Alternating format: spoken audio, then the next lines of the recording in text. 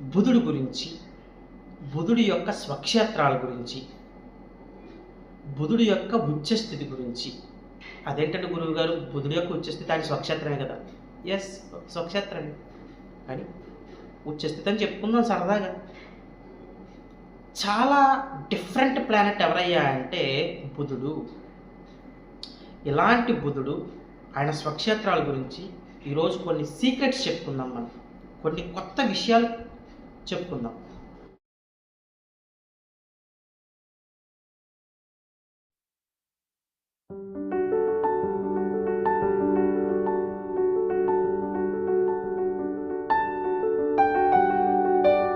శ్రీ మాధవానంద గురుభ్యో నమః, శ్రీమాత్రే నమః. శ్రీ మాధవానంద భక్తి యూట్యూబ్ ఛానల్ ప్రేక్షకులకు నమస్కారం. ఇక ఈరోజు మనం విశేషంగా ఒక కొత్త విషయం గురించి తెలుసుకుందాము. అదేమిటి అంటే కనుక బుధుడు గురించి, బుధుడి యొక్క స్వక్షేత్రాల గురించి, బుధుడి యొక్క ఉచ్చస్థితి గురించి. అదేంటంటే గురువు గారు, బుధుడి యొక్క ఉచ్చస్థితి ఆయన స్వక్షేత్రమే కదా. ఎస్, స్వక్షేత్రమే, కానీ ఉచ్చస్థితి అని చెప్పుకుందాం సరదాగా. చాలా డిఫరెంట్ ప్లానెట్ ఎవరయ్యా అంటే బుధుడు. ఇలాంటి బుధుడు ఆయన స్వక్షేత్రాల గురించి ఈరోజు కొన్ని సీక్రెట్స్ చెప్పుకుందాం. మనం కొన్ని కొత్త విషయాలు చెప్పుకుందాం. ఎందుకు అంటే బుధుడు బుద్ధికి కారకం.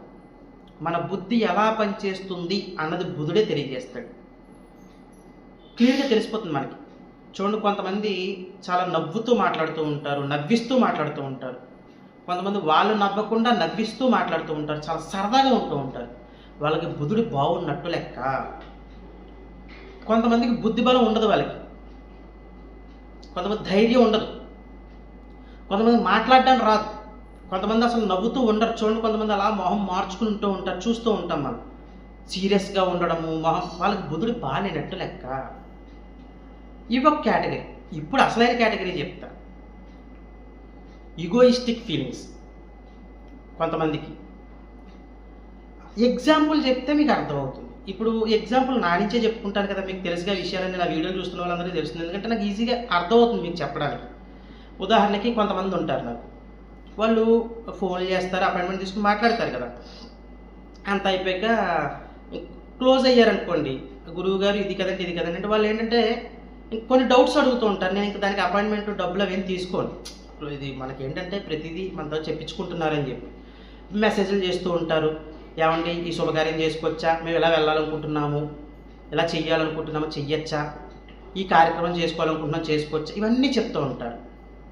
చేసుకోండి, లేదా ఇప్పుడు చేయకండి, లేదా బలానా టైంలో చేయండి. నేను సమయం ఉన్నప్పుడు చూసేసి, నా దగ్గర ఉంటాయిగా పంచాంగాలు అవన్నీ, దాంతో ఎక్కువ కూర్చుంటాను కాబట్టి వాళ్ళకి అర్జెంట్ అనుకోండి చూసేసి చెప్తూ ఉంటాను. వాళ్ళు హ్యాపీగా ఫీల్ అవుతారు. మళ్ళీ ఏమైనా కొత్త అపాయింట్మెంట్ తీసుకున్నప్పుడు అపాయింట్మెంట్కి డబ్బులు ఉంటాయి కదండి, మరి డబ్బులు లేకుండా ఎవరే పని చేస్తారు?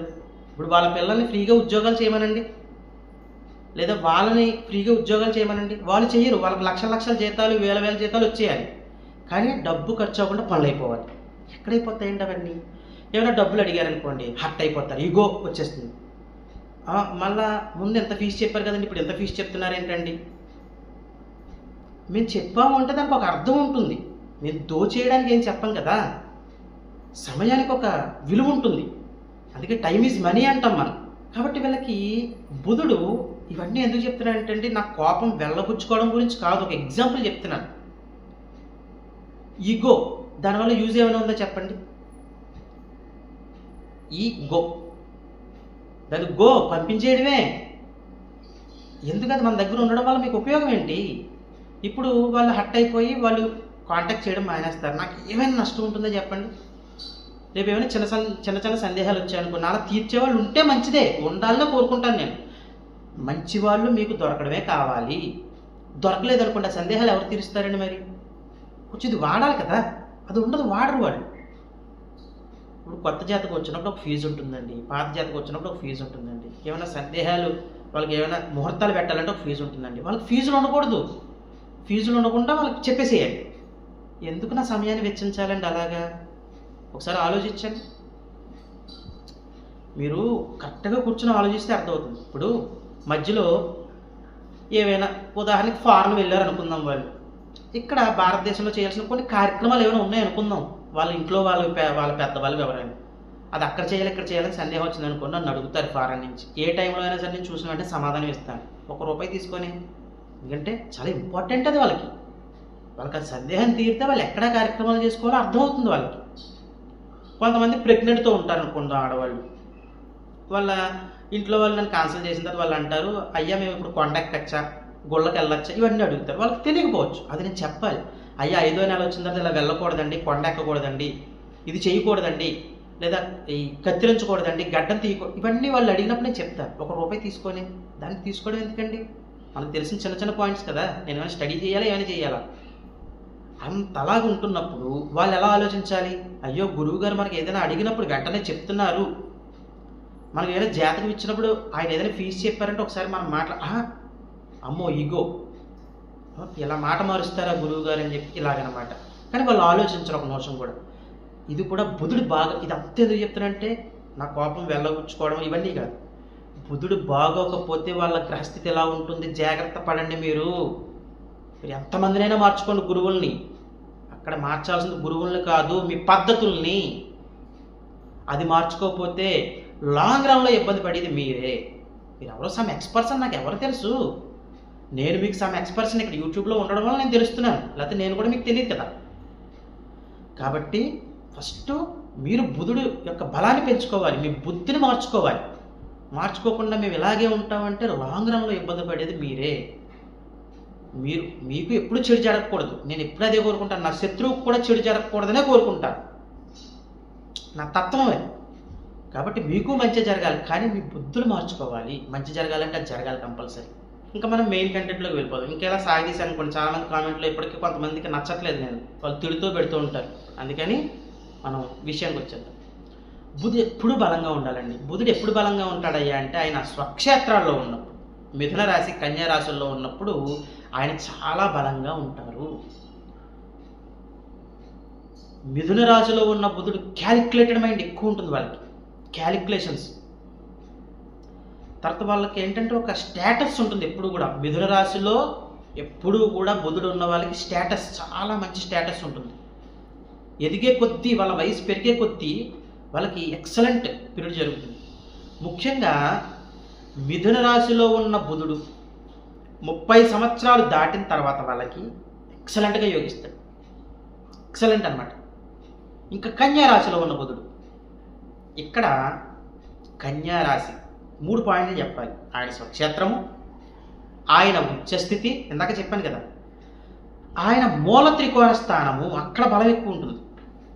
అక్కడ బుధుడు ఉన్నా సరే వీళ్ళు అత్యంత తెలివితేటలు ఉన్న వ్యక్తులుగా చెప్తాము. వీళ్ళ యొక్క నాలెడ్జ్, వీళ్ళ యొక్క కరేజ్, వీళ్ళ యొక్క ఎనాలిసిస్, ఇవన్నీ కూడా ఎక్స్ట్రాడినరీగా ఉంటాయి. ఆయన ఉచ్చస్థితిలో ఉన్నాడు అక్కడ. మరి అక్కడ ఏ నక్షత్రాల్లో ఉన్నారో కూడా చూసుకోవాలండి. ఇప్పుడు నేను చెప్పలేదు, నక్షత్రాలు కూడా ఇంపార్టెంట్ కదండి గురువు గారు అంటారు. నక్షత్రాలు కూడా చాలా ఇంపార్టెంట్. ఆయన ఏ నక్షత్రాల్లో ఉన్నారో చూడాలి, నక్షత్రాలను బట్టి కూడా బలం ఉంటుంది. ఇక్కడ వరకు. తర్వాత మెయిన్ ఇంపార్టెంట్ ఏంటంటే ఈ మిథున రాశిలో కానీ కన్యా రాశిలో కానీ ద్విస్వభావ రాశులుగా చెప్పుకుంటాయి రెండు కూడా. ఎప్పుడూ కూడా ఈ రాశుల్లో ముఖ్యంగా ఆ రాశుల్ని ముఖ్యంగా నైసర్గిక శుభగ్రహాలు చూస్తున్నట్లయితే, ఈ ద్విస్వభావ రాశులు రెండింటినీ కూడా నైసర్గిక శుభగ్రహాలు చూస్తున్నట్లయితే వాళ్ళకి అత్యంత అదృష్టం కలుగుతుంది వాళ్ళ జీవితంలో అని చెప్పచ్చు. అక్కడ గ్రహాలు ఉండనివ్వండి, ఉండకపోనివ్వండి. ఫస్ట్ పాయింట్, గ్రహాలు ఉంటే ఏంటి అన్నది కూడా చెప్తాను ఇప్పుడు నేను. మిథున రాశిని కన్యా రాశిని నైసర్గిక శుభగ్రహాలు చూడాలి, ఫస్ట్ పాయింట్. క్లియర్ అయిందా?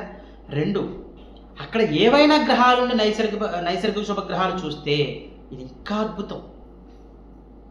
అసలు మిథున రాశి కన్యా రాశుల్లో గ్రహాలు ఉండడమే ఒక అదృష్టం అండి. ఎన్ని ఎక్కువ గ్రహాలు ఉంటే అంత మంచిది ఆ రాశుల్లో. కానీ లగ్నాత్తు అవి ఏ స్థానాలు అవుతున్నాయి, ఏ భావాలు అవుతున్నాయో కూడా చూసుకోవాలి. మరి ద్విస్వభావ రాశులు అయ్యాయి కదా, ఇక్కడ ప్రమాదం ఉంటుంది. ఇప్పుడు ఉదాహరణకి మరి కన్యా రాశిలో శుక్రుడు నీచం పడతాడండి, మరి అది కూడా ఉండొచ్చా? ఉండొచ్చు. నీచభంగ రాజయోగం జరిగితే ఉండొచ్చు శుక్రుడు. శుభగ్రహాలచే చూడబడుతున్న శుక్రుడు ఉండొచ్చు. ఒంటరిగా ఉండకూడదు మరలా అక్కడ శుక్రుడు. తర్వాత లగ్నాత్తు అది ఎప్పుడూ కూడా త్రిస్వభావరాశి ఎప్పుడూ కూడా గుర్తుంచుకోండి. లగ్నాత్తు అది సప్తమ స్థానాలు అవుతున్నా, అష్టమ స్థానాలు అవుతున్నా, వ్యయస్థానాలు అవుతున్నా అక్కడ రవి శుక్రుడు ఉండకపోవడం చాలా మంచిది. ఎందుకు ఆ రెండే చెప్తున్నారండి? మరి బుధుడికి దగ్గరగా ఉండేవి అవే. కుజుడు కూడా దగ్గరగానే ఉంటాడు బుధుడికి. ఎందుకంటే రవి బుధులు ఎక్కువ క్లోజ్గా ఉండేది వాళ్ళే. క్లోజ్ కంజంక్షన్ ఎవరయ్యా అంటే రవి బుధులే. చూడండి, చాలామందికి రవి బుధులు కలిసి ఉంటారు, లేదా ఒక రాశి అట్లో కానీ ఇట్లో కానీ ఉంటారు అంతే. కాబట్టి లగ్నాత్తు సప్తమ అష్టమ వ్యయస్థానాలు అవుతూ, లేదా కుటుంబ స్థానాధిపతి అవుతూ, ధనస్థానాధిపతి అవుతూ కూడా రవి శుక్రులు ఉండకూడదు. ఇవన్నీ నెగిటివ్ పాయింట్స్. సరే, ఇప్పుడు మనం పాజిటివే చెప్పుకుంటున్నాం కాబట్టి పాజిటివ్ మాట్లాడుకుందాం. లగ్నాధిపతి మీ యొక్క మిథున రాశిని చూస్తున్నా, మీ యొక్క కన్యా రాశిని చూస్తున్నా, మీ పంచమాధిపతి మీ యొక్క మిథున రాశిని చూస్తున్నా, మీ యొక్క కన్యా రాశిని చూస్తున్నా, మీ భాగ్యాధిపతి మీ మిథున రాశిని చూస్తున్నా, మీ యొక్క కన్యా రాశిని చూస్తున్నా, అద్భుతమైన ఫలితాలు ఉంటాయి జాతకులకి. వీళ్ళు మిరాకిల్స్ చేస్తారు అని చెప్పచ్చు, వీళ్ళ మాటకి తిరుగుండదు అని చెప్పచ్చు. మిరాకిల్స్ చేసే జాతకులు బుధుడి వల్లే చేస్తారండి ఎక్కువ. కాబట్టి ఇక్కడ మీ యొక్క లగ్నాధిపతి, పంచమాధిపతి, భాగ్యాధిపతులు మీ మిథున కన్యా రాశులను చూడడం చాలా మంచిది. వాళ్ళు అదృష్టవంతులు అని చెప్తాం. అత్యంత అదృష్టవంతులు ఎవరయ్యా అంటే వీళ్ళే. తర్వాత ఇక్కడ మీకు గురువు మీ లగ్నాధిపతి, పంచమాధిపతి, భాగ్యాధిపతి మిథున కన్యా రాశులను చూస్తున్నా. ఎందుకంటే శనివర్గ రాశుల మీద గురు దృష్టి ఎక్కువ అంత ప్రభావం చూపించదు. కానీ ఆయన లగ్నాధిపతి, పంచమాధిపతి, భాగ్యాధిపతి చూసినప్పుడు దాని యొక్క ఫలితం బాగుంటుంది. మీకు అర్థమైందా? గురు దృష్టి ఎప్పుడు కూడా ఎక్కడ బలంగా పనిచేస్తుంది అంటే గురువు యొక్క వర్గ రాశుల మీదే బాగా పనిచేస్తుంది. మరి ఇప్పుడు మిథున కన్యా రాశులు బుధుడిల్లు. బుధుడు ఎవరి వర్గ గ్రహం? అది శనివర్గ గ్రహం. అంత ఉండదు ఆ దృష్టి. కానీ లగ్నాధిపతి, పంచమాధిపతి, భాగ్యాధిపతి అయ్యి కనుక చూస్తున్నప్పుడు ఆ బలం ఎక్కువ ఉంటుంది. లగ్న పంచమ భాగ్యాధిపతులు నైసర్గిక పాపగ్రహాలైనా పర్వాలేదు, మిథున కన్యా రాశులను చూస్తున్నాయి అంటే మీరు అత్యంత అదృష్టవంతులు. ఆ సమయంలో కనుక బుధుడు ఆ కన్యా రాశిలో కానీ మిథున రాశిలో కానీ ఉన్నాడు అంటే ఇంకా అదృష్టమే. ఆ కన్యా రాశి మిథున రాశిలో ఉంటున్నప్పుడు బుధుడు ఏదైనా గ్రహంతో ఉన్నప్పుడు ఆ గ్రహానికి కూడా బలం పెరుగుతుంది. బుధుడు ఒక్కడు ఉన్నా, బుధుడు కాకుండా బుధుడితో మరి దగ్గరగా ఉన్న గ్రహం అంటే రవి ఎక్కువ ఉంటూ ఉంటాడు, శుక్రుడు, కుజుడు ఇవి ఎక్కువ తిరుగుతూ ఉంటాయి కదా. ఈ గ్రహాలు ఉన్న గ్రహాలకు కూడా బలాలు పెరుగుతాయి. వాళ్ళకి తెలివితేటలు చాలా ఎక్కువ ఉంటాయి. వీళ్ళు ఆదర్శవంతులుగా నిలబడతారు జీవితంలో. నాలెడ్జ్డ్ పర్సన్స్, వీళ్ళు ఏదైనా చేయగలుగుతారు. వీళ్ళ దగ్గర ఎక్సలెంట్ నాలెడ్జ్ ఉంటుంది. అర్థమైందండి? వీళ్ళు చెయ్యలేని పని అంటూ ఏముండదు. మల్టీ టాలెంటెడ్ పీపుల్ అంటాం వీళ్ళని. ఏమంటామండి? Multi talented people. ఇది విషయం. సరే, ఎవరికైతే జాతచక్రంలో బుధుడు బాగాలేదో, బుధుడి యొక్క రాశుల్లో గ్రహాలు ఉండి అవి అనుకూలించట్లేదు, వ్యతిరేక ఫలితాలు వస్తున్నాయో, మరి దిస్వభావ రాశులు కదా, చాలా జాగ్రత్తగా క్యాలిక్యులేట్ చేసుకోవాలి. అలాంటి జాతకులు చేసుకోవాల్సిన పరిహారం దగ్గరకు వచ్చినట్లయితే మీరు యథాశక్తిగా ప్రతి బుధవారము కూడా వినాయకుడిని పూజించాలి. ఎలా పూజించాలి వినాయకుడిని? తెల్ల జిల్లేడు పూలమాల కంపల్సరీ వినాయకుడికి వెయ్యాలి. ఎక్కడ వెయ్యాలి? ఏమైనా ఆలయానికి వెళ్ళాలా? అక్కర్లేదు. మీ ఇంట్లోనే వినాయకుడు ఫోటో ఉంటే కనుక ఫోటోకి తెల్ల జిల్లేడు పువ్వులు అని ఉంటాయి. అవి ఒక 11 పువ్వులు తీసుకుని మాల కింద చేసి ఫోటోకి వెయ్యండి. ఇంట్లోనే ప్రతి బుధవారం చేస్తూ ఉండండి. అయ్యా మాకు తెల్ల జిల్లేడు పువ్వులు దొరకవండి, మరి ఎలాగా అనుకున్న వాళ్ళకి మాత్రము వీళ్ళ ఆలయానికి వెళ్ళి ప్రతి బుధవారం కూడా వినాయకుడికి గరికమాల సమర్పించాలి. ఇలా ప్రతి బుధవారం చెయ్యాలి. ఎన్ని బుధవారాలు చెయ్యాలండి ఇలాగా అంటే కనుక వీళ్ళు 34 బుధవారాలు చెయ్యాలి. మధ్యలో గ్యాప్లు వచ్చినా పర్వాలేదు. ఇవన్నీ చేస్తూ ఉండడం వల్ల బుధుడి యొక్క బలం పెరుగుతుంది, నెగిటివిటీ తగ్గుతుంది. ఈగోయిస్టిక్ ఫీలింగ్లు, నెగిటివ్ ఆలోచనలు అన్నీ తగ్గిపోతాయి వాళ్ళకి. ఇవన్నీ చేసుకుంటూ మీరు సంఘంలోనూ సమాజంలోనూ మంచి పేరు సంపాదించుకుంటూ మీ కుటుంబ సభ్యులతో సుఖశాంతులతో జీవించాలని కోరుకుంటూ సర్వే జనా సుఖినో భవంతు. శుభం.